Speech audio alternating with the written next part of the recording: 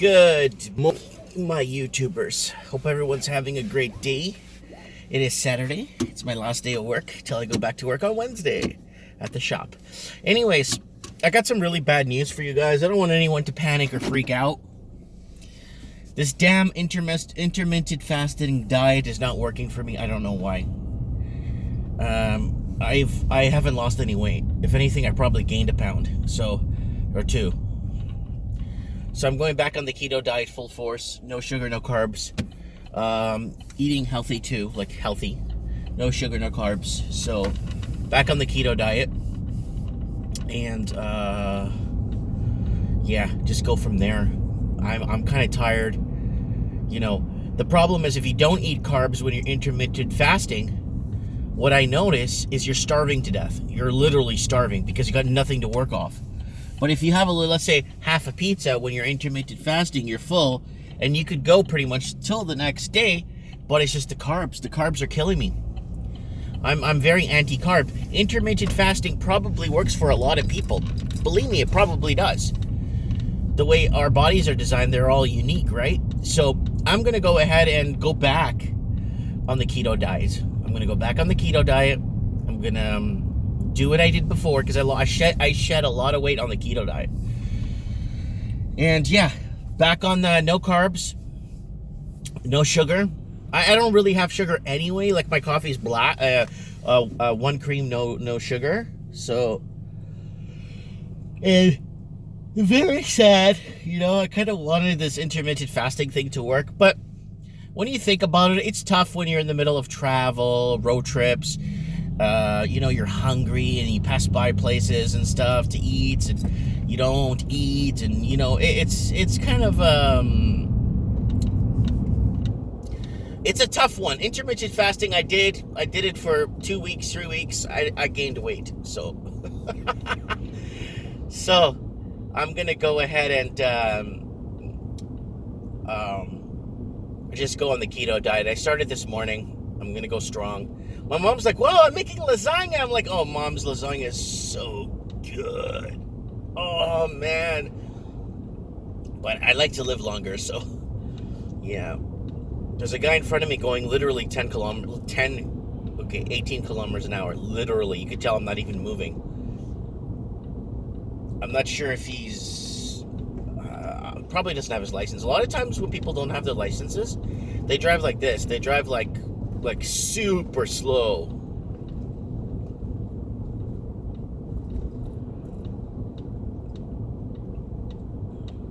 Oh, he's coming to a stop now. There's a police station to the left, right? So the vehicle's coming right to a stop. I'm just going 20 right now in the 50 area. The car behind me is flashing his lights. I'm not sure what he wants me to do, to go around the van or...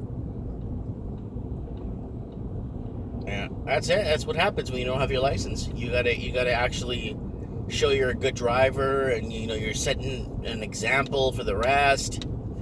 I don't mind him doing this on a two lane up, 2 lane down road, but this is 1 up, 1 down. And let me tell you something about 1 up, 1 downers. It doesn't work. No. There's a big garage sale there. Maybe we'll check it out on the way back. It does not work. The 1 up, 1 downers. Can't do this. Look, I gotta get some Gorilla Glue for my phone. My phone's like falling apart. Not my phone, the new stand I bought for my phone. It's not holding. It's got fresh glue on it and everything. It worked in the van, but it's not working in this one. I'm not sure why. Oh, Christ. Alright, so I'm still doing 20. And the guy behind me keeps flashing his lights. There's nothing I could do. Yep, I changed the tires over, so this is my little car now. Rosie's got the van now.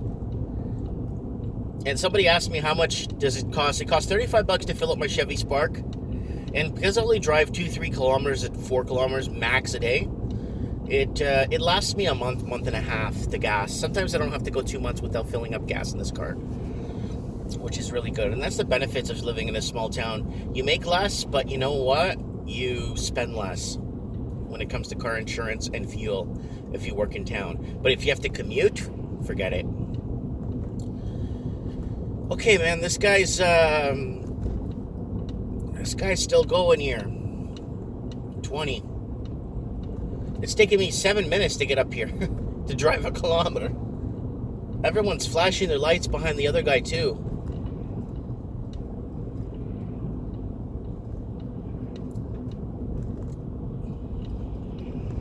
Please don't go right to go get coffee. Please don't go right to get coffee.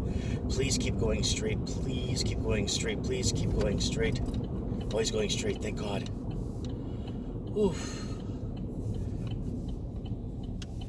He must be snorting something while he's driving, or something. I don't get it. Like, to drive that slow. The guy wasn't old. Like I said, probably doesn't have his license, so he needs to kind of set an example, set the pace, show the police that he's in here for the people. Okay, here we go. I gotta wait for my drive-through here. No biggie. So, what do you guys got planned for this weekend? What's going down in your neck of the woods? Yeah, I was looking at a couple of things there on a couple of articles I meant to rent the other day. I didn't have time. That interest rates look like they're going to be going up in Australia again. Well, not by the not the overnight. It's going to be more of the it's going to be banks are raising interest rates, and banks are fighting for good customers. It's like, who's a good customer when they owe $1 million? I mean, people are gonna start getting tired when their properties fall below, and they got these great expectations, thinking that their properties are gonna bounce back. Just take this negative loss for now, and they should be okay in about 2 years. It should bounce back, and they should be in positive territory. I don't think that's going to happen, because with this bullcrap stress testing, all this Mickey Mousing they did with interest-only loans and stuff, and people not paying down their balances, and it's a very scary deal. It's a scary deal,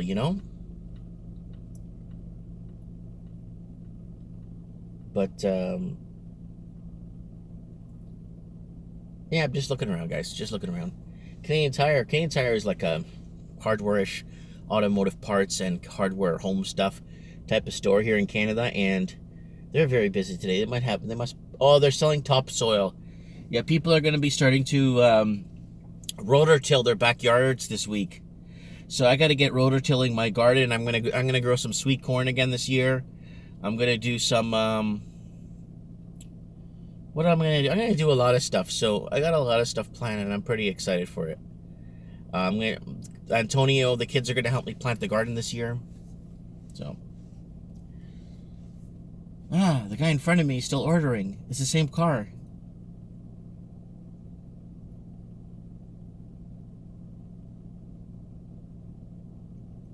Sometimes people are ordering a feast, right? You got to remember that. Or a buffet or something.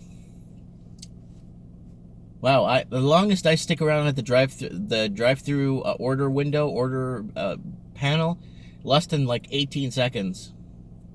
Usually, less than 20 seconds. But yeah, it's a combination of everything this morning. Guy doing 20 in a 50 zone. That's pretty sad, man. You gotta show the people that you're for, the goodness. Man, I'm fat. Yeah, back on the keto diet. Yeah, the thing is, the intermittent fasting, like I said, if you don't have a bit of carbs with your intermittent fasting, you're dead. You can't last the next day. You're shaking. You're out of control. You can't do it without carbs. You have to have intermittent fasting. Okay, you wait all day. You don't eat all day. Then you have a hamburger. All right, you have a Big Mac with fries or something, or you have like a plate of pasta, right, or spaghetti, something with carbs, right? Not this, oh, there goes my phone again. Not this whole, okay, time me. 1, 2, I'm here now. How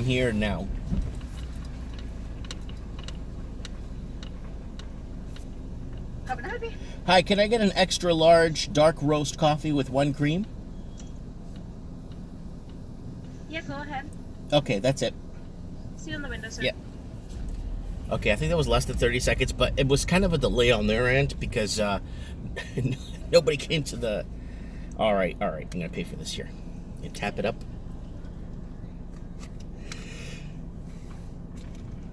God, I'm tired. Anyways, okay, Mike of the Night tonight, guys. We're going to be doing MTG. This thing won't sit down, guys. I'm sorry. MTTOW.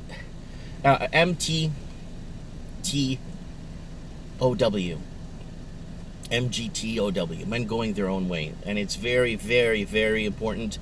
It's a huge movement that's happening, and we need to find out what is happening and why men are basically giving up on women giving up on responsibility of marrying and stuff. Hi. Thank you. Bye. Okay. So anyways, men giving up on responsibility of having children and kind of moving up with their lives. But you know, there was always been a movement to disrupt families too. You know that, guys, right? And I'm not talking all conspiracy theorists, but there's always been this movement to disrupt families, the family household, to break it up. And certain religions like Roman Catholicism, they have a war on Roman Catholicism right now, or Catholics, Christians. It's a war on Christians is what it is, right? So they have all these agendas, right? But could MGTOW is that what they want for the whole agenda? Their Agenda 20 or whatever they call it, all the different agendas they have. Is this designed? And they're happy. They're like, yes, they made their own movement. They're going against the women. The men are going their own way. Could it be that, guys? And then they're basically fulfilling their prophecies, right? We're fulfilling their dreams of breaking up families and stuff and dividing and kind of organizing us in this Orwellian society. You know what I'm saying? But yeah, I want to know what you guys think about that. That's kind of important, because we're in a position right now where, you know, it looks like, you know, a lot of families won't be moving to the next level. And then you have other cultures where they have 10, 15 children, and it's basically in their culture to have 10, 15 children. So could we start seeing the abolishment or the end of Western society, if you want to put it that way, you know? 100 years from now, kids won't know how good we had it in the 60s, 70s, and 80s. They wouldn't even know it. They wouldn't even know it. They wouldn't even be able to look it up, because they'll be controlling the internet and they'll be controlling everything. So they'll control the narrative and who will this and that. And you know, and it's like the whole agenda where for so many years they've been trying to remove the Portuguese from history. And it's like, no, what Portugal? Who are those people? No, that's a province of Spain. They didn't do nothing. So there's a lot of that stuff going on, and people, like 100 years from now, like I said, and I said this before, they're going to be stating that Iraq had weapons of mass destruction when the United States invaded, and they liberated the country and saved the world. That's what they're going to say 100 years from now. Why? Because none of us won't be alive to tell people that, no, that's a lie. I was alive then, and I know what happened. And because there's rarely or almost nobody alive from World War I, there's no one that could tell us what really happened anymore. We have to go on history books, and we have to go off of what, you know, my movement, men going their own way. My movement, my thing will be men go out and find your woman, right? Like my wife's from the Philippines, right? So like if you go out, there's a lot of women that don't find everything so offensive, right? You know what I'm saying? My wife finds nothing offensive, right? And when I met my wife, she says, "Oh, my dad's a police chief. He told me I better listen to my husband and what he tells me to do." And I'm like, okay, I'm gonna marry this woman tomorrow. And it's been like that ever since. She's a stay-at-home mom. She's raising our 3 kids. We live a glorious life. We're going to build a house for her in the Philippines. I know I've been saying this, but I wanted to have my kids first. We're going to build her a nice house in the Philippines for like $12,000. We're going to do a $12,000 budget. I'm going to show you guys the house I'm going to build, with a retail store downstairs and apartments upstairs. Watch. So, yeah, I just kind of wanted to throw that out there. I think men go their own way abroad to find someone to marry. Like if men go to, like, you know, I'm not talking about, a lot of people are saying, yeah, but you know what?